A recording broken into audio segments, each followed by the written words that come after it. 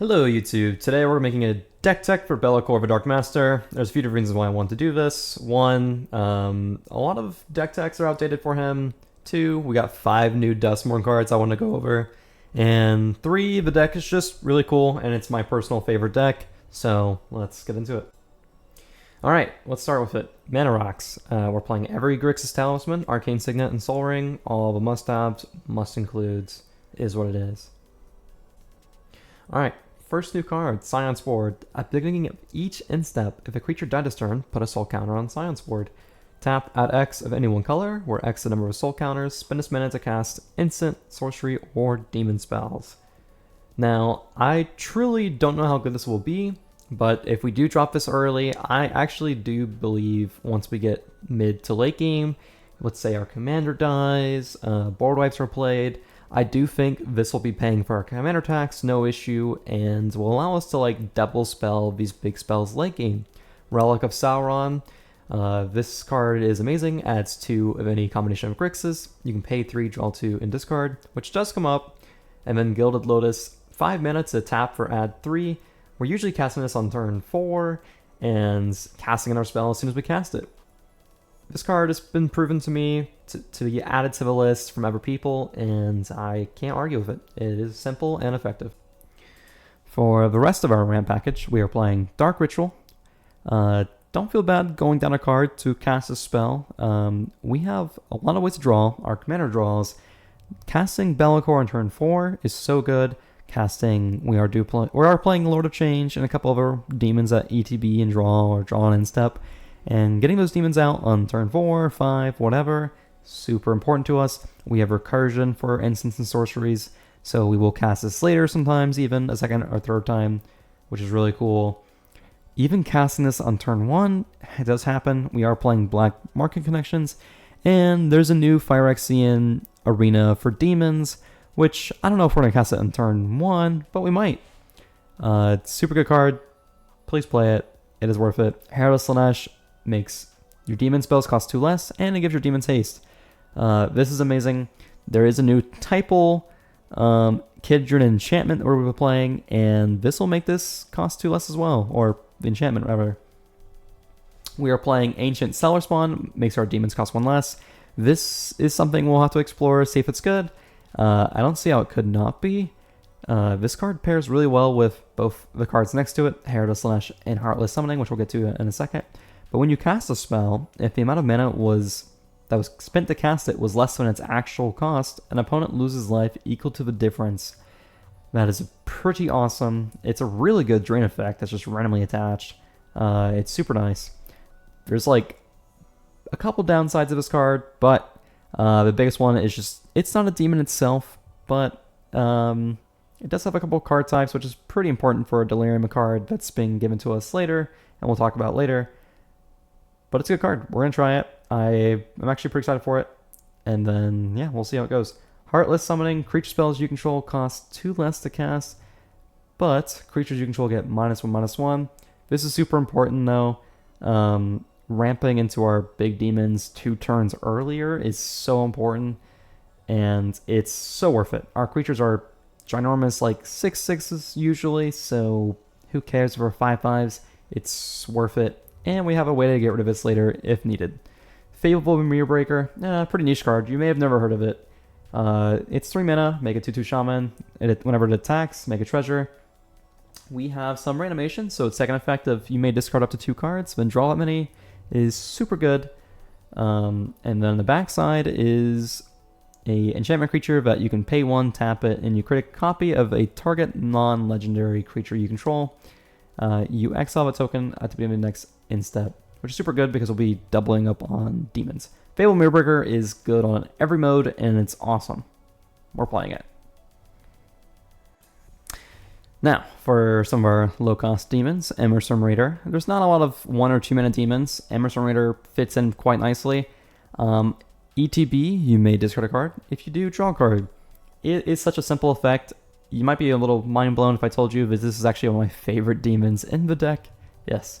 Heartless, we've already gone over it, but it is a 3 mana demon. This is the only 3 mana demon we're playing. I did have to cut Varaggoth from the list, but to fit all of his new cards in, but we'll see if I go back. Next up, Roaming Throne, 4 mana. 4 mana is a really good spot for us. I really want to put stuff in. There's not a lot of 4 mana demons. There's a few right here, but it's super important for us to be on curve, and it's pretty hard on 1, 2, and 3 for demons, so we make up for it in 4, 5s. Roaming Throne is hard to remove, has War 2, someone has to take a turn off to kill it. Your demons, all your demons almost have triggers, and you're doubling up on the triggers. Super good. Orcus, Prince of Undeath, 4 mana, 5/3 Flying Trample. When it ETBs, you choose one. Each ever creature gets -X until end of turn, and you lose X life. Or return up to X target creature cards with total mana value X from your graveyard to the battlefield. They gain haste until end of turn. That card is really amazing. If you don't have a lot going on and it's like turn 4, just cast it for 4 mana. I'm telling you, it's worth it, because when you cast Belakor, you'll refill that hand and you'll actually get some cards you can make use of. And a 5/3 Flying Trample Body is nice. It's a good blocker, it's a good attacker. You should cast it. Bloodlet of Alcazats. This is one of the very few demons, if not maybe the only demon that doesn't have a trigger. But it is such a terrifying card for your opponents, because when you are swinging with them with these ginormous demons, they're taking double damage. You have Warstorm triggers with Belakor. You can deal easily up to like 20 plus damage in one turn after Bloodletter resolves. It's really cool. We're playing this card. Now, next up, on kind of like our middle of our curve, ramping up, Exalted Flamer of Tzeentch. At the beginning of your upkeep, return an instant or sorcery card at random from your graveyard to your hand, and Fires of Tzeentch. Whenever you cast an instant or sorcery spell, it deals 1 damage to each opponent. Now, we do play some instant sorceries, obviously. We're playing Dark Ritual, we're playing removal spells, we're playing counter spells, we're playing some utility spells, reanimation, and so this will be giving us more to do each turn, and all our spells are pretty cheap, so we'll be double spelling pretty easily, repeatedly, pretty much every turn. The second effect, dealing 1 damage to each opponent. The drain is nice, but the fact that it deals damage is really sweet, because we have a couple ways of getting lifelink, and if you're dealing 1 damage to each opponent, you're going to gain 3 life every time you cast an instant or sorcery, which is pretty relevant because we do burn our life total playing this deck. Now, the pink horror, whenever you cast an instant or sorcery, it deals 2 damage to any target, and it has split, which means when it dies, you create 2/2 red and blue demon horror creature tokens named Blue Horror with, quote, whenever you cast an instant or sorcery spell, this creature deals 1 damage to any target. So when this 4/4 dies, it pretty much literally splits, and you get a 2/2 and a 2/2 with the same effect, except they do 1 damage instead of 2. For 5 mana, this is really good. It's a really good blocker. You can block with it. It dies. You make 2 dudes. Those can block. If you have instant sorceries, which usually you do, you can start picking off little creatures and whatnot. Really good spell. We love this card. We're playing it.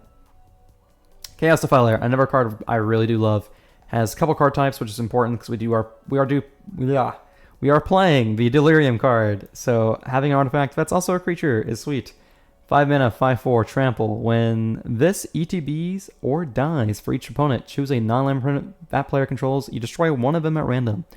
At worst, you destroy something that really wasn't like, you hurt a player that wasn't really doing much anyway, or at best, you're destroying the best permanent on the board or something.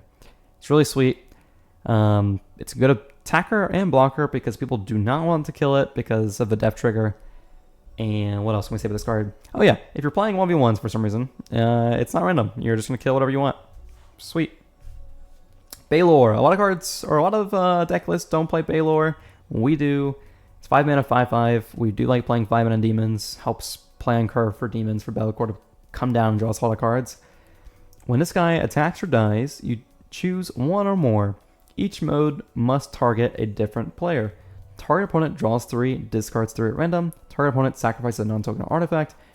Or the last one, Belakor deals damage to target opponent equal to the number of cards in their hand. Now, this is a lot. If there's someone's playing control or holding a lot of cards in their hand for some reason, you can start making that person draw and discard 3 cards at random. You can punish them for dealing damage equal to their hand size. And this is always killing a Soul Ring or a pesky artifact or even a creature because you're making an opponent sacrifice a non-token artifact. Killing Soul Rings even on turn 5 and 6 is so worth it. I'm telling you, it's pretty relevant when board wipes are played and people want to cast their commanders and you took away their Soul Ring. It is so crucial. Now, another reason why I like Belakor is because if I have any way of giving it lifelink, which does happen, when he deals his modal effect, which makes an opponent take damage equal to their hand size, you gain that life. So you're easily gaining, on average, when it targets someone, it's usually their hand size is like between 4 and 6, so you're gaining like 9 to 11 life or something. It gets pretty swingy. It's awesome. Rakdos the Muscle is the last card on here. 5 mana, 6/5 Flying Trample. Whenever you sacrifice another creature, exile cards equal to its mana value from top of target player's library. Until your next in-step, you may play those cards, and mana of any type can be spent to cast those spells. So you can, if someone plays a board wipe, his second ability is you can sacrifice another creature, give him indestructible, you tap him down because it said so, but you can only activate it once a turn. And so he'll survive board wipes, and then let's say you sacrifice like a 5 mana creature, you exile the top 5 cards of any player's library, and so this guy's sticking around, and even if a board wipe's not played, it's nice to sack a creature and get some card advantage from your own library or someone else's. This card is so good, it almost could not be any better. Like, there's not enough room to keep adding more to this. It's so strong. This card's amazing. We're playing it. Onwards to the top of our mana curve for demons, we continue on with our Rakdos Tribal. Rakdos the Showstopper is 6 mana for a 6/6 Flying Trample. This card is pretty good. When it ETBs, you flip a coin for each creature that isn't a demon, devil, or imp. Destroy each creature whose coin comes up tails. This card, anytime I've considered taking it out, I top deck it and it saves me the game nearly every single time, or just double downs I'm winning the game. I've been dealing with like lots of aggro on turn like 1, 2, and 3, and 4. I'm below half health already. It's like turn 4, 5. And so I've discarded a card or top decked this and through my ramp pieces or animation spell, put this guy in the field, and it saves me every single time. I mean, there's a chance it does nothing, but usually it does. It does pretty well for Roaming Throne too, so it's like almost guaranteed what you want to die will die. Onwards, Rakdos, Patron of Chaos. I do not like playing 6 mana demons because I've ever cast Belakor, but these demons are so good, we play them. 6 mana, 6/6 Flying Trample again. At the beginning of your end step, target opponent may sacrifice 2 non-land, non-token permanents. If they don't, you draw 2 cards. It pretty much just reads, at the beginning of your end step, draw 2 cards. If you have this, or your decision is to cast Belakor, you should probably cast this. People are more afraid of your Belakor, and this guy is going to guarantee you draw you like 2 to 6 cards before people are like, maybe we should deal with that. Or board wipe or something. And it's a huge body. It's super good. Super nice on curve. Only downside is you're playing this over Belakor, but it's worth it. Burning Rune Demon, the only ever 6 mana demon we are playing. It is basically a tutor, and that's why we're playing it. So ETB, you may search your library for 2 cards, not named Burning Rune Demon. And they must have different names. If you do, reveal those cards.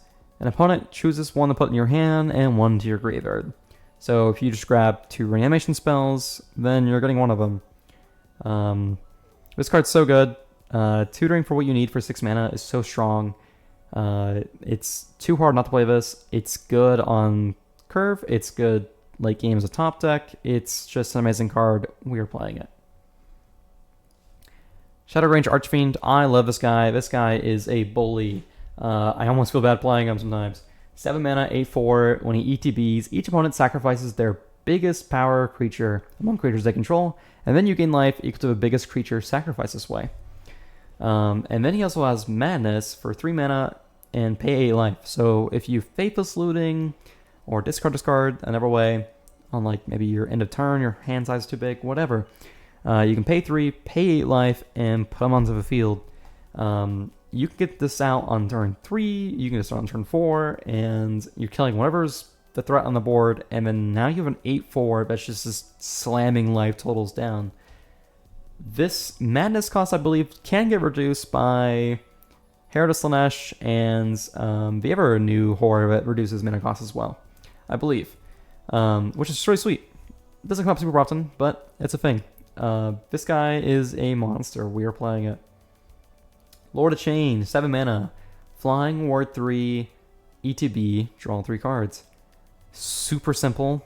I know there's a lot of people who would prefer to play other 7 mana or 8 mana demons, but the reason why we're playing this is for a couple of reasons. You can't deal with him, and he is guaranteed value. I mean, being ward 3 is hard to remove, and drawing 3 cards is so crucial rather than playing one of his 7 or 8 mana demons that just are so situational or require you to do something else, that this guy has proved time and time again it's just a nice hand refill, and it's guaranteed. We are playing it. He's the second to last demon we're going to cover in this list. 7 mana, 6/6 flying, ETB, Demonic Tutor, grab whatever you need. If you're ahead, usually grabbing a Living Death and preparation for a ward wipe that may happen, a counter spell, whatever. It just kind of guarantees you will stay in the game. His effects is guaranteed pretty much. No one looks to kill him, so he's just a good body on the field. And we do have like That's a Deep Dwellings to blink him later for some extra value. Yeah, we're playing him. Casting him on turn 5, 6 happens a lot. It feels really good. The last 3 creatures in the deck we haven't covered is Rionia, Fire Dancer, Jace, Friend's Prodigy, and That's a Deep Dwelling. Rionia is really good on curve. 5 mana is a really nice spot for us. At the beginning of combat, you make X tokens that are copies of any target creature you control, where X is 1+ number of instant or sorcery spells you've cast to this turn. They gain haste, exile them at the beginning of your next in-step. This is really good for a number of reasons. Rionia and Belakor together are really strong. If you have a turn where you pop off and cast like 3 instants and sorceries, or 2, and you target Belakor, you have a chance of just killing 2 players with just the Belakor ETB triggers all seeing each other. I have a formula for that. I'll put it in the description. Rionia has proved time and time again it is so strong. She has stayed in the deck. There was an infinite combo with her and Bloodthirster. I took Bloodthirster out because it just felt useless without her, and Bloodthirster just never did anything, and it was a bad top deck late game. Never liked it. Took it out. Left this in because it's done some work. My friends sigh when I play this on the table, but I love this thing. Now, Jace, Vryn's Prodigy, is a draw and discard engine for us, and then he flips over and starts casting the instants and sorceries we put into the graveyard over however many turns we've been accumulating him with him.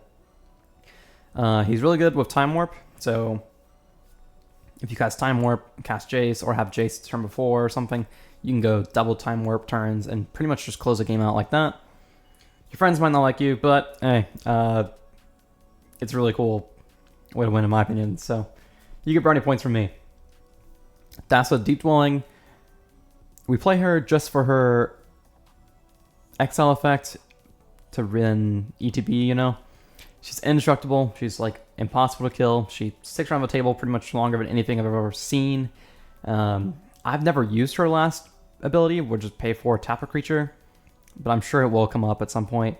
She's not usually a creature. It's really hard for me to get 5 devotion, but it does happen. It has happened. At the beginning of your end step, you know, exile creature and then bring it back. Belakor does really well with ETBs, and a lot of my demons have ETBs. Super good card. We play it. Our other demon support pieces, we're playing Bloodspeaker. This guy, Tutors, 4 mana. At the beginning of your upkeep, you may tutor, sacrifice Bloodspeaker, search your library for a demon card. Reveal it and put it to your hand, which means you can grab any of your demon creatures, or you can grab our new demon Kindred enchantment, which is really cool.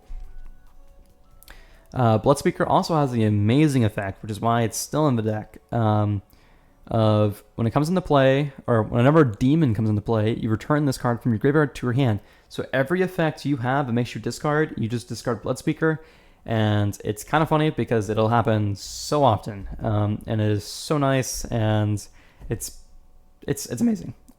This card's so good. And on turn 4, it's a really good spot to slot this in. You ramp into it. On turn 3, you're in a good spot. Feel free to discard this guy at every chance you have because you will get it back. This guy, I will say, another reason why it's in the deck is because if there's any stalemate whatsoever, you will win with this guy. Raphael, one of the best cards in the deck, in my opinion. We burn our life total so quickly for all of his incremental advantages. He gives +1/+1/+1 and lifelink to all your devils, imps, tieflings, and demons. We only have devils and demons. And then at the beginning of each instep, if a creature card was put into your graveyard from anywhere this turn, you make a 1/1 red devil creature token with, when this creature dies, he deals 1 damage to any target. Now, all those draw and discard effects, if you're discarding Bloodspeaker, for example, you're getting a 1/1 devil on whatever instep on the same turn you discarded a creature, which is really nice because it's a 2/2 devil, and then it's a good blocker. Blocks, gain 2 life. It deals the damage when it dies, so you're getting 3 life. Really good card. This card should be kill in sight when I play it, but people don't deal with it, and I'm at like 60, 70 life so quickly. It's awesome. Demonic Covenant. I don't know how I put this card. We're putting it in anyway because it's super cool. The only thing I don't really like about it is it's 6 mana, and I never cast Belakor usually, but it is a Kindred Enchantment Demon, which helps fill our card types for Demonic Council, which we'll get into in a minute. Now, whenever you attack with one or more demons you control, one or more demons you control attack a player, you draw a card and lose a life. So if you swing a demon at 3 different people, or demon at you, demon at you, demon at you, you will lose 3, draw 3, which is really cool. Now, the upside and downside to this card also, at the beginning of your instep, you create a 5/5 black demon creature token with flying, then you mill 2. If those 2 cards share all card types that were milled this way, you sacrifice this enchantment. I don't think it'll happen too often. Creatures are our most common card type, but some of our some of our creatures are artifacts or also an enchantment, so we'll see if this happens. I'm really curious if this card's going to be bonkers or not. I'm really not sure. I wish it was like just a little better, but I still think this card's going to be kind of gas, so we're going to give it a go. I think it should be fun, and you should play it. I think it'll actually be pretty nice. And it's on instep and not upkeep, which is nice because if you cast Belakor, go to instep, make the demon, deal 5 damage somewhere. Really cool. Is there anything else I want to say with this card? I don't think so. It is a demon, so all our demon reduction spells, like Heartless and the new Horror, make sure demons cost 1 less, will make this cost less. So that's cool. Demonic Council. It is a tutor for a demon card, and you put it in your hand for 2 mana. And if you have Delirium, you just search your library for any card, which is really sweet. Really cool. I really love Duskmourn so far, and this is slotting right in pretty nicely. This is another piece of Demon Tribal support we got from Duskmourn. At the beginning of your instep, you draw a card. If you control a demon, each opponent loses 2 life, and you gain 2 life. Otherwise, you lose 2 life. I wish it was ordered a little differently to combo a little better with Bloodletter of Alcazats, but if you have Bloodletter of Alcazats, at least you're losing 4 life, and you're getting 2. If you don't have a demon, however, you are losing 2 life. But this is another way for us to gain life and sustain, which is super nice. And then 5 mana Ritual Chamber, make a 6/6 black demon creature token with flying. This is so good on curve. It's impossible not to play this card. It's awesome. Please play it. These are my utility spells. Feel free to swap them out for anything that's pretty much related. I will say, please keep Rite of Replication in, Frantic Search, Faithless Looting. It really helps the gears keep going. I do love Time Warp in this deck, and it's a little synergistic because, Warhammer, Warp, really cool. Reanimate, really effective as well. So, Deflecting Swan, Demonic Tutor, and all the counter spells we're playing in here, you can swap them out for anything. They're pretty much just for interaction pieces. Now, I don't like playing tutors usually, but in this deck, it's on theme, and I really don't find myself tutoring for the same thing, which is why I love this deck so much. You're usually looking for something different every time. Sometimes you're getting Heartless because it's the early game and you want to make your demons cost less. Sometimes you're getting late game and you need a couple ways to reanimate something. You need ways to gain life. You need, there's a lot of things you'd be looking for, and it's never the same thing almost. And I love that. It's really fun. But yeah, this is pretty much it. Feel free to swap any of these out. They're just really good cards, and they're really effective for making the deck work. Withering Torment. These are some more utility spells we're playing. It's just a simple destroy creature or enchantment spell. You lose a couple life. It's a new card. We want to try it. And then we're playing 3 reanimation effects, Living Death, 2 Greedily, 2 Deep, and Whip of Erebos. Now, if you have Raphael or Whip of Erebos out, which gives your creatures lifelink, 2 Greedily, 2 Deep, if you reanimate like your commander, for example, comes in the field, it's like a 6/6 lifelink, unless you have Raphael, but it's 7/6 lifelink. Yeah. And he'll do damage equal to its power to every other creature, and because he has lifelink, you gain like 90 life. It's awesome. It is so sweet. And I keep it in because it always happens and it's so fun. I joke that this is my life gain deck. I want to talk about what makes my list so different from other people, and it's mostly the last card, but we'll get to that in a second. Ronin, Sign of War. We have a lot of ways of losing life. We have Fetch Land, Shock Lands, Pain Lands, and Talismans that deal damage to us. If you don't have all those, that's okay. You can play another Mana Rock, or another 3-mana demon like Vargoth, which is not in my list, but I took it out for some member cards. But anyways, this card is a ramp piece. It's super good. Obnixilis, the Black Oath. We play him for numerous reasons. He helps with Delirium with our new Demonic Console card. He also is another way of us to gain life, and if there's board wipes, Planeswalkers stick around. His +2 works really well with Bloodletter Valkazats. That's the demon that makes opponents lose double the life on your turn. And Obnixilis lets you gain life equal to life lost from his plus. So if you plus, instead of losing 1 life for each opponent, they lose 2 because of Bloodletter, and then you gain 6, which is really cool. I like him because he's 5 mana, and you can just minus him, put a 2/2 demon or 5/5 black demon token with flying on the field. You lose a couple life, that's okay. And then on curve, it's nice. If you get to his ultimate's really fun. It's really cool. I haven't got that in like a long time, but it's a really cool effect. Demon of Fate's Design. This is the card that is spicing everything up for me. It's an enchantment creature, so good for Delirium. That 1 card again. 6 mana. You know I don't like 6 mana demons unless you do something super sweet, and this guy does.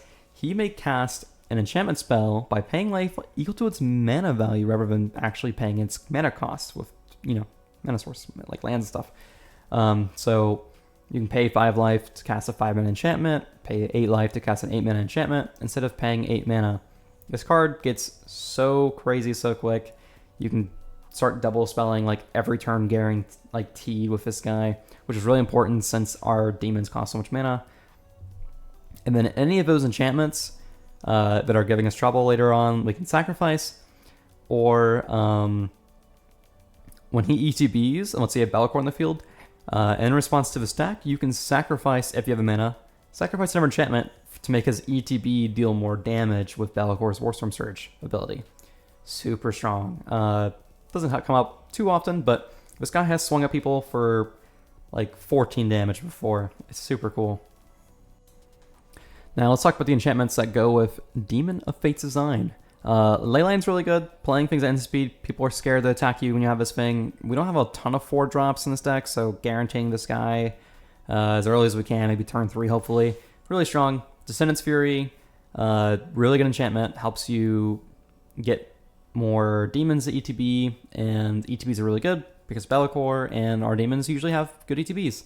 Now, one important thing to note is Descendant's Fury, the way it's worded, right? You deal damage to a player, you may sacrifice that creature, and then you search your library off the top until you hit a sharing creature type card, basically off the top.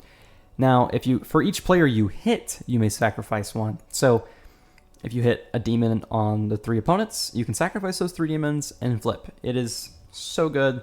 I had to double check to make sure it worked like that, but super cool.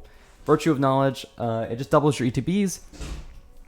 The other thing I want to talk about it was the Vantress Visions.